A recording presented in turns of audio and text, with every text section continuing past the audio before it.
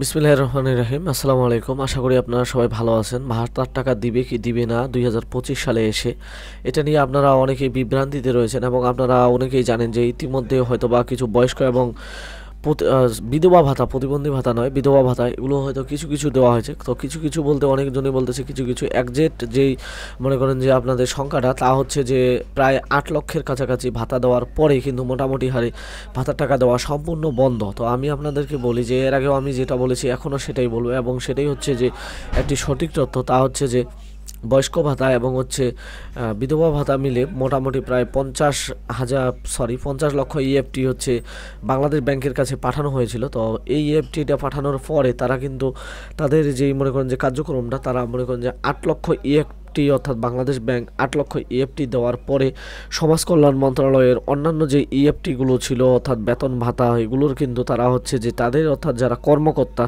যারা সামাজিক নিরাপত্তা আওতার পড়ে তারা নয়, যারা হচ্ছে তারা সামাজিক মনে করেন যে সমাজ কল্যাণের কর্মকর্তা, তাদের সেই ইএফটিগুলো পূরণ শেষেই কিন্তু তারা হয়তো বা আবার মনে করেন যে আপনাদের বয়স্ক বিধবা ভাতার যেই বাকি যে মনে করেন যে ৪২ লক্ষ ইএফটি রয়েছে, এই ৪২ লক্ষ ইএফটি তারা শেষ করবে। এবং সেই সাথে আপনাদের জন্য সবচেয়ে বড় যে খবরটি তা হচ্ছে যে অ্যাকাউন্টস অফিস থেকে এখন পর্যন্ত আপডেট নিয়ে যেটা জানা গেছে, সামাজিক নিরাপত্তা কর্মসূচির আওতায় যতগুলো ইএফটি ছিল তারা কিন্তু তাদের যেই সেগুনবাগিচায় যে মনে করেন যে সমাজ কল্যাণ মন্ত্রণালয়ের যেই অ্যাকাউন্ট অফিসটি থাকে অর্থাৎ যেখানে মনে করেন যে আইব্যাস পরিচালনা হয়, সেই আইব্যাসের মধ্যে তারা কিন্তু সমস্ত প্রকার তথ্যগুলো এন্ট্রি করতে সক্ষম হয়েছে এবং এন্ট্রি করে তারা কিন্তু প্রত্যেকটার জন্য একটি করে টোকেন তৈরি করেছে। আর একটি টোকেনের মধ্যে মোটামুটি প্রায় ৩ লক্ষ ভাতাভোগী থাকে, অর্থাৎ ৩ লক্ষের বেশি কিন্তু রাখা যাবে না একটি টোকেনে, ৩ লক্ষের কম রাখা যাবে কিন্তু ৩ লক্ষ বেশি করা যাবে না। তো সেই হিসেবে প্রত্যেকগুলো টোকেন কিন্তু অলরেডি বাংলাদেশ ব্যাংকের কাছে পাঠিয়ে দেওয়া হয়েছে। এখন শুধু জাস্ট অপেক্ষা আপনাদের